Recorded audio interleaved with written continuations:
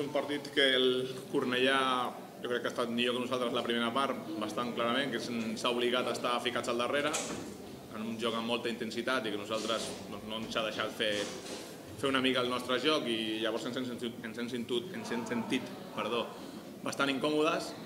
I després el penal, al poc de començar la segona part, al principi tampoc ha fet canviar gaire la cosa, tret dels últims 15-20 minuts, que nosaltres hem intentat amb una mica més de convicció, que jo crec que és el que ens ha faltat avui, però no hem aconseguit marcar cap gol i ha acabat així.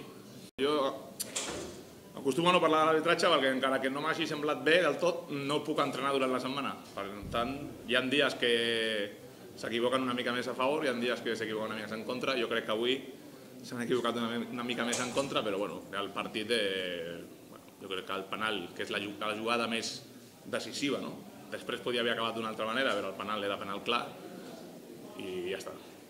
Jo crec que la primera part el Cornellà ens ha obligat a no poder fer el que nosaltres normalment fem o quan estem bé fer, i llavors, fins que al final ja gairebé del partit ens ha entrat una mica més de convicció i d'anar a fer les coses amb una mica més de decisió, hem aconseguit com a mínim ficar una mica més al pot, tenir alguna arribada a l'àrea, però jo crec que si ens ha faltat alguna cosa és això, sortíem més convençuts des del principi.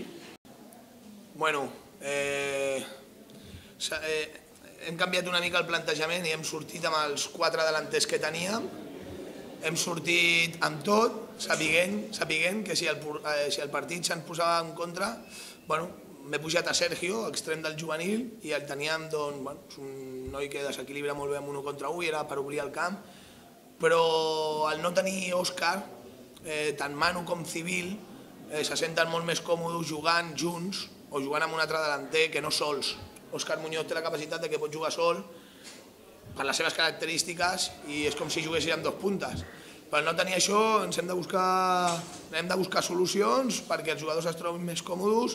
Manu i Civil es troben còmodes jugant junts, Juli i Barú són jugadors que ens ajuden molt també i la clau era tindre a David i Pep amb el doble pivot que estiguessin ben col·locats. 0 en un partit acabes patint, perquè en qualsevol jugada et poden empatar i a nosaltres ja ens ha passat, digui-li Castelldefels o digue-li Europa, partits que tens moltes ocasions, que tens per guanyar, però com no acabes de matar el partit, doncs clar, l'1-0 sempre estàs exposat a que en alguna jugada te la poden marcar, com ha sigut un saque de banda, ha fet una xilena Cano i ha anat al pal.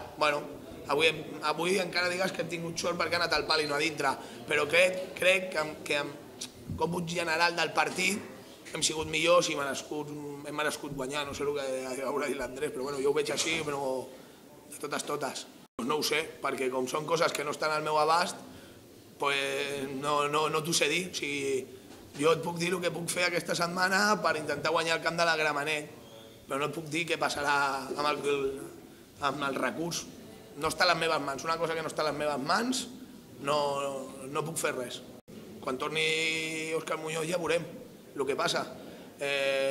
Injust, no? Ells estan fent el seu treball, que ho estan fent molt bé, i els animo a que continuïn.